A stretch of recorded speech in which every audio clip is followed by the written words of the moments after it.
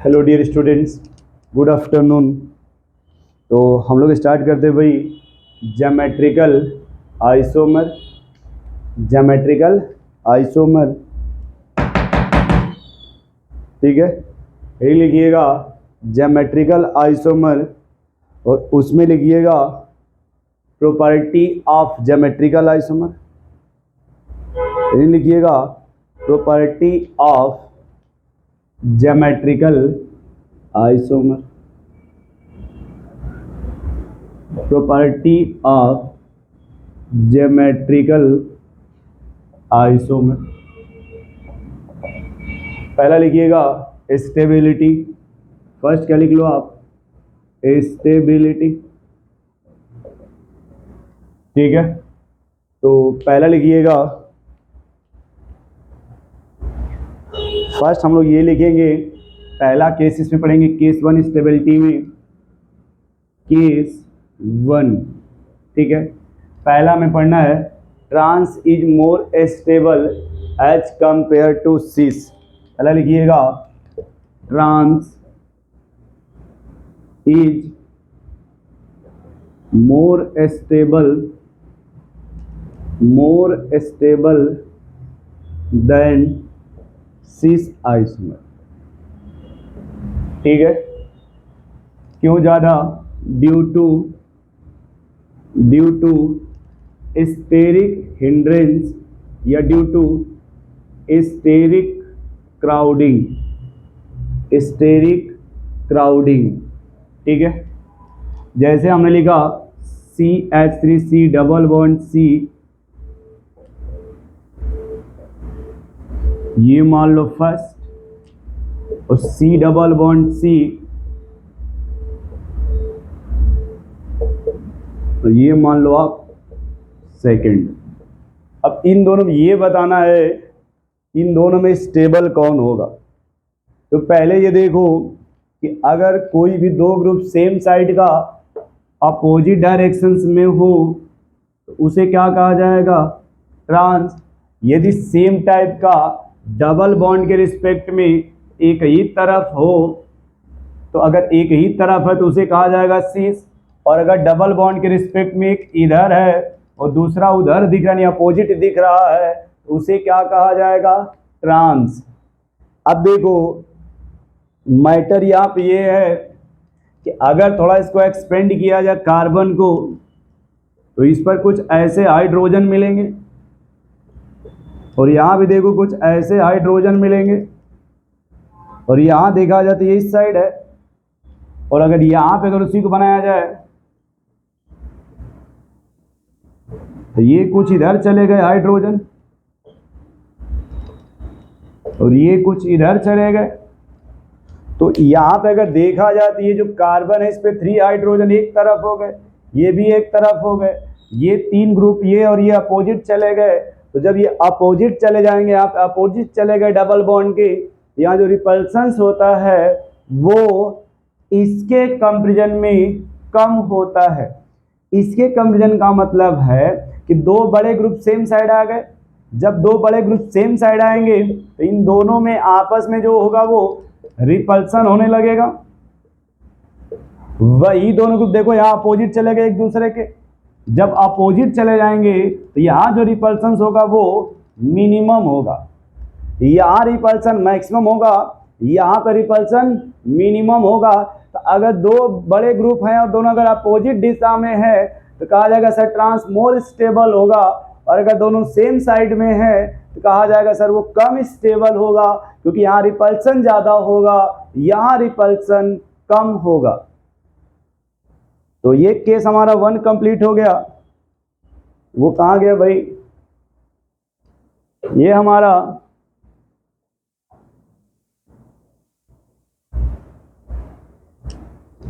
Note करो भैया, एक सेकंड थोड़ा सा हम इसको मिटा लें, मिटाने वाला ले लिया जाए, है ना। तो यहाँ देखिए आपका रिपल्सन मिनिमम हो रहा है, और ऊपर देखा जाए इस साइड आपका रिपल्सन मिनिमम हो रहा है, ठीक है। मान लो यहीं पे अगर यहाँ जो चेंज करके एग्जाम्पल को देखा जाए मान लो अगर इसे चेंज कर दिया जाए इस तरह से,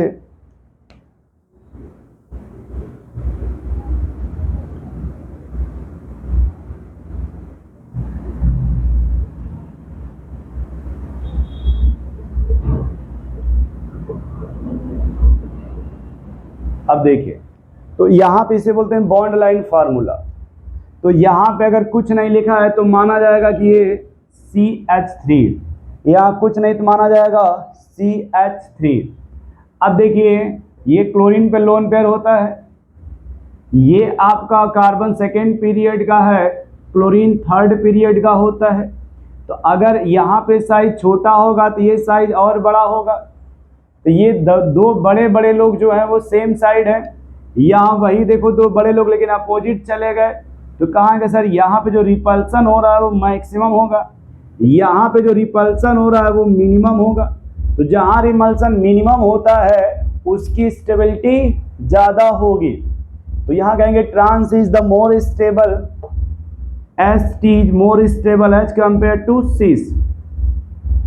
यानी जो बात करें स्टेबिलिटी का, यस मतलब स्टेबिलिटी, T मतलब transform, trans is the more stable as compare to cis. ठीक है, चलिए अब लिखेंगे हम लोग केस 2। क्या लिखिएगा? केस 2।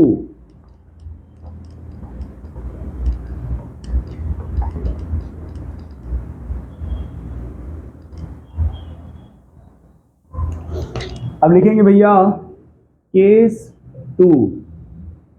केस 2 में क्या लिखोगे आप? लिखना cis is the more stable, cis is more stable than transform.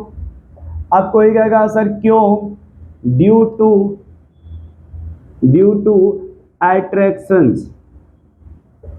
Attractions in cis form. यदि जो सिस फॉर्म है उसमें अट्रैक्शन होने लगा, अगर अट्रैक्शंस होगा तो उसकी स्टेबिलिटी ट्रांस से ज़्यादा होगी। देखो कैसे, थोड़ा मान लो ऐसे बना दिया गया और फिर यहाँ भी ऐसे बना दिया गया। क्या गया, यहाँ पे फ्लोरीन को, यहाँ क्लोरीन को रख दिया गया, यहाँ फ्लोरीन को और यहाँ क्लोरीन को अपोजिट कर दिया गया। यहाँ भी H है, यहाँ भी H है, इसमें भी H है, यहाँ भी H है।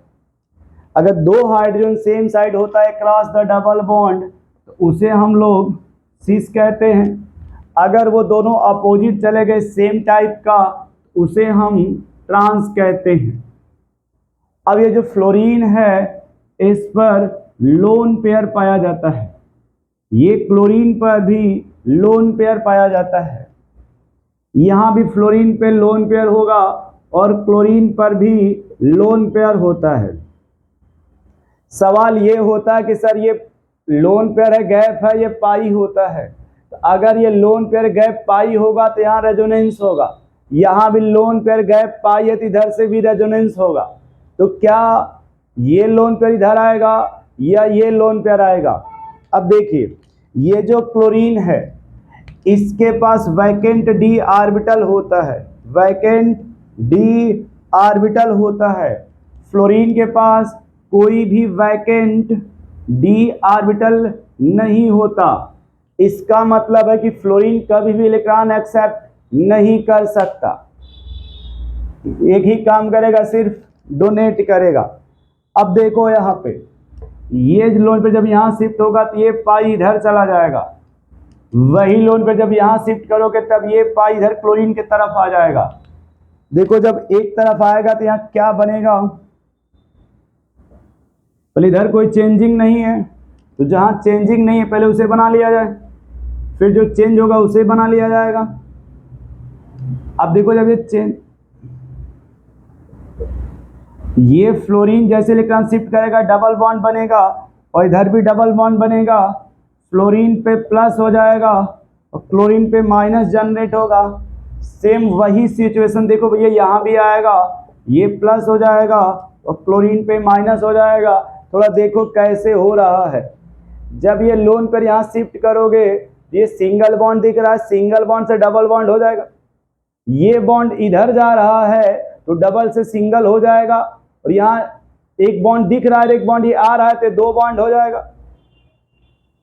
अब देखो यहाँ पे जो प्लस माइनस अपोजिट चार्ज है, इनके बीच में इलेक्ट्रोस्टैटिक फोर्स लगेगा, या सीधी सी बात की जाए तो यहाँ सारा अट्रैक्शन होगा, और यहाँ देखा जाए तो यहाँ भी अट्रैक्शन है, लेकिन ये अट्रैक्शन थोड़ा दूर हो गया, तो यहाँ पे यहाँ भी अट्रैक्शन हो रहा है, यहाँ भी प्लस माइनस चार्ज है तो यहाँ भी अट्रैक्शन होगा, यहाँ भी, बट यहाँ अट्रैक्शन ज़्यादा हो रहा है और यहाँ पे अट्रैक्शन कम हो रहा है। तो जब यहाँ पे अट्रैक्शन ज़्यादा होगा तो ये फॉर्म इसी में ज़्यादा स्टेबल होगा, अट्रैक्शन ज़्यादा होगा तो इसकी जो स्टेबिलिटी है वो स्टेबिलिटी मैक्सिमम होगी एज कंपेयर टू इसके स्टेबिलिटी से, इसका जो स्टेबिलिटी होगा वो मिनिमम होगा। नोट कर लो भैया, इसमें cis is the more stable as compare to trans. तो यहाँ पे जो cis स्टेबल हो रहा है ड्यू टू अट्रैक्टिव फोर्स, यानी यहाँ पे अट्रैक्शन हो रहा है, और यहाँ ये कम स्टेबल हो रहा है क्योंकि यहाँ पे डिस्टेंस बढ़ गया, या अट्रैक्शन मिनिमम हो रहा है। ठीक है, नोट कर लो भैया इसे।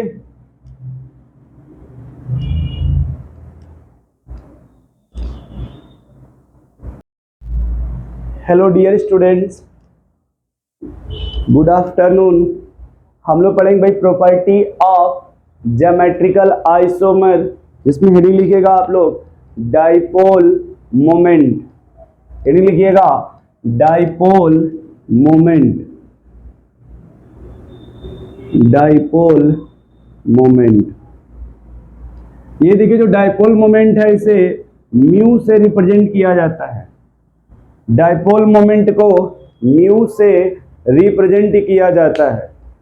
ठीक है, अब देखिए डाइपोल मोमेंट क्या होता है, व्हेन इक्वल चार्ज, या कह सकते हैं when opposite charge is separated by distance is called dipole moment, is called dipole moment. अब हमें सिर्फ ये देखना है, थोड़ा समझाना आपको ये है कि कैसे आप पहचानोगे। मान लो आप नए बच्चे हो, कुछ भी नहीं पता, तो पहले हम देखते हैं कि जो डाइपोल मोमेंट होता है वो वेक्टर क्वांटिटी होता है, वेक्टर क्वांटिटी। मान लो आप कुछ नहीं जानते तो वेक्टर क्वांटिटी का मतलब होता है तो उसमें मैग्नीट्यूड के साथ साथ डायरेक्शन होगा और कुछ उसे ऐसे रिप्रेजेंट किया जाएगा। यदि डाइपोल मोमेंट वेक्टर क्वांटिटी है तो उस वेक्टर क्वांटिटी का मीनिंग होता है उसमें हेड भी हो, मैग्नीट्यूड के साथ साथ डायरेक्शंस होता है। एक टर्म होता है इलेक्ट्रोनिगेटिविटी, और जो इलेक्ट्रोनिगेटिविटी होता है वो डायरेक्टली प्रोपोर्शनल होता है परसेंटेज ऑफ एस कैरेक्टर। मान लो कहीं पे लिखा हो sp sp2 और sp3, sp sp2 और sp3, तो कहते हैं कि यहाँ पे जो यस का परसेंटेज होगा वो 50% होता है यस, यहाँ जो यस होगा वो 33.3% होता है, यहाँ जो यस होता है वो 25% होता है। जब परसेंटेज देखा जाता है इलेक्ट्रोनिगेटिविटी के डायरेक्टली प्रोपोर्शनल है, तो जितना परसेंटेज ज़्यादा होगा उसकी इलेक्ट्रोनिगेटिविटी ज़्यादा होती है। यानी कहीं मान के चलो कि अगर कार्बन कार्बन में ट्रिपल बॉन्ड है, कहीं पे डबल बॉन्ड है और कहीं पे सिंगल बॉन्ड है, तो अगर हमें यहाँ लिखना हो इलेक्ट्रोनिगेटिविटी का ऑर्डर तो लिखेंगे भाई सबसे अधिक ट्रिपल बॉन्ड, फिर अगर वेक्टर दिखाओगे तो कुछ ऐसे डायरेक्शन बनेगी, वेक्टर का मतलब हुआ कुछ ऐसे डायरेक्शन बनेगी।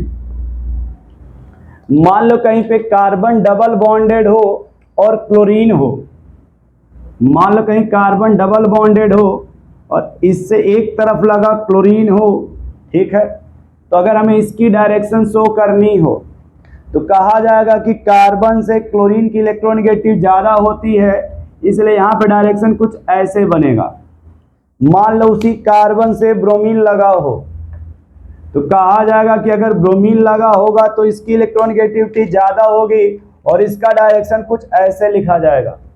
अब कहा जाए कि मान लो उसी कार्बन से डबल बॉन्डेड कार्बन से मिथाइल लगा हो CH3, तो कहा जाएगा कि भाई जो मिथाइल होगा वो sp3 कार्बन होता है और जो डबल बॉन्डेड sp2 कार्बन होता है, तो इसकी इलेक्ट्रोनेगेटिव ज्यादा होगी, तो यहाँ जो डायरेक्शन होगा वो कुछ ऐसे दिखा जाएगा, इस तरह से।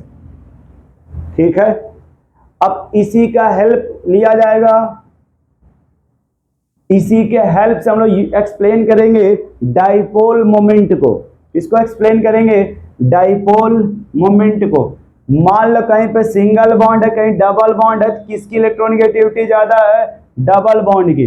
मान लो कहीं पे सिंगल बॉन्ड है, कहीं डबल बॉन्ड है, किसकी इलेक्ट्रोनेगेटिविटी ज्यादा है? डबल बॉन्ड की। जिसकी इलेक्ट्रोनेगेटिव ज्यादा होगी उधर वेक्टर का हेड किया जाएगा। मान लो कहीं कार्बन से क्लोरीन लगा हो, तो किसकी इलेक्ट्रोनेगेटिविटी ज्यादा मानेंगे? कार्बन की, सॉरी क्लोरीन की, इसलिए जो वेक्टर जाएगा वो क्लोरीन के तरफ जाएगा। यदि उस कार्बन से ब्रोमीन लगा हो तो उसकी जो डायरेक्शन होगी वो ब्रोमीन की तरफ होगी।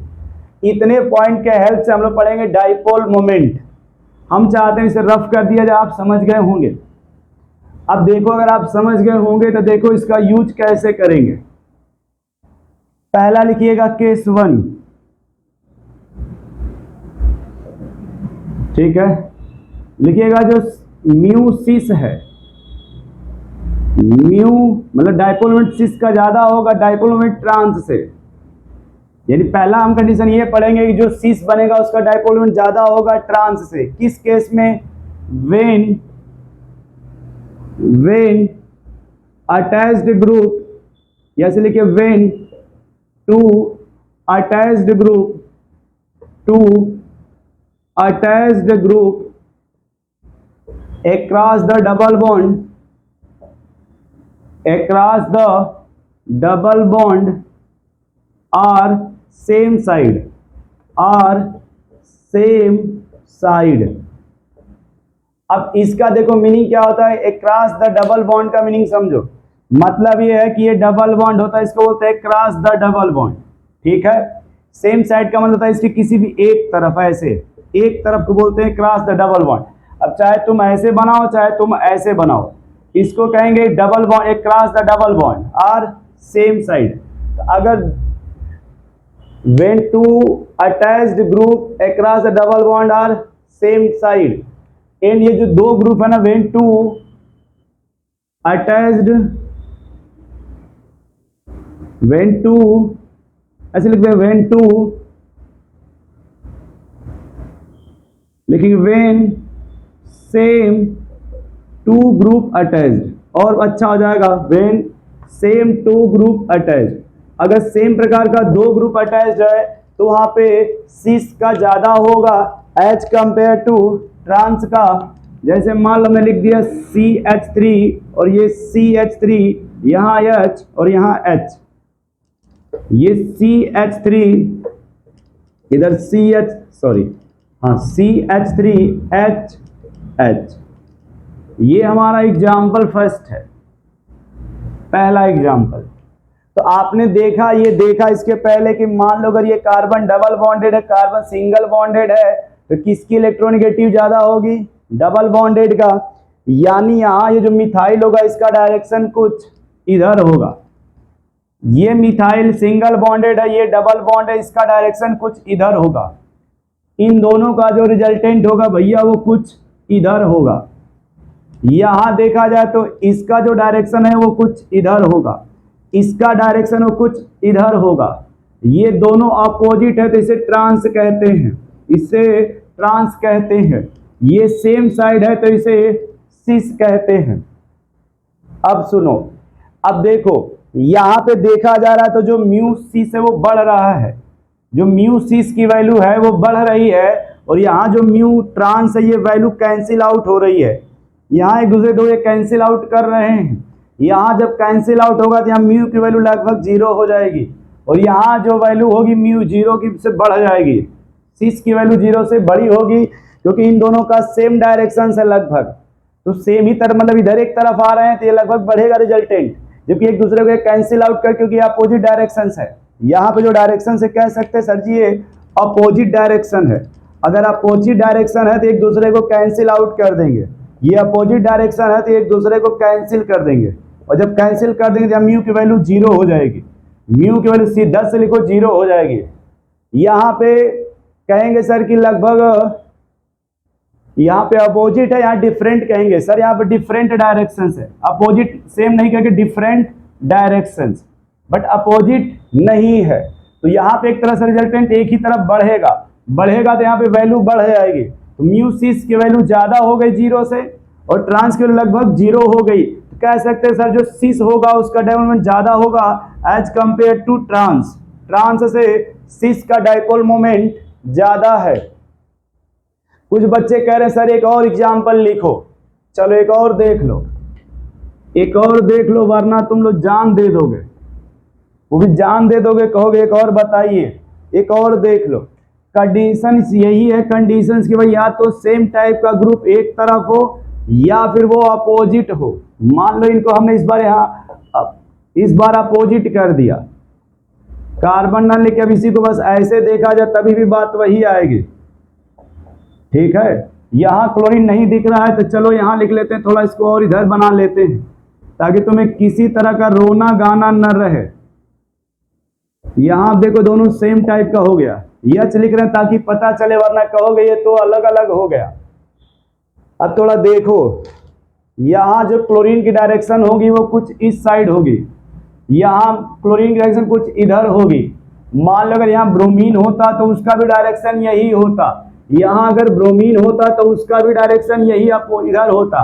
ये देखो एक दूसरे के अपोजिट हो रहे हैं।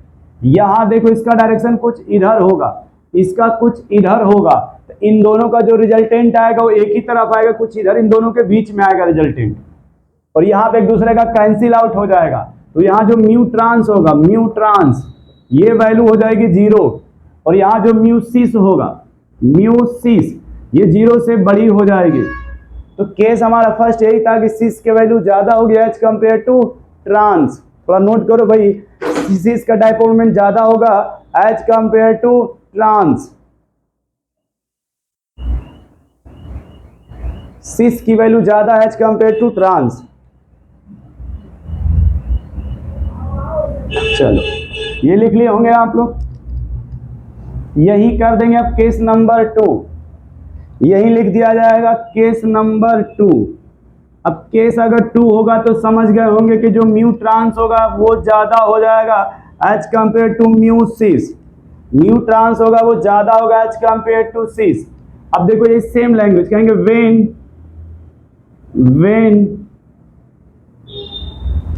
when same group when two same group attached across the double bond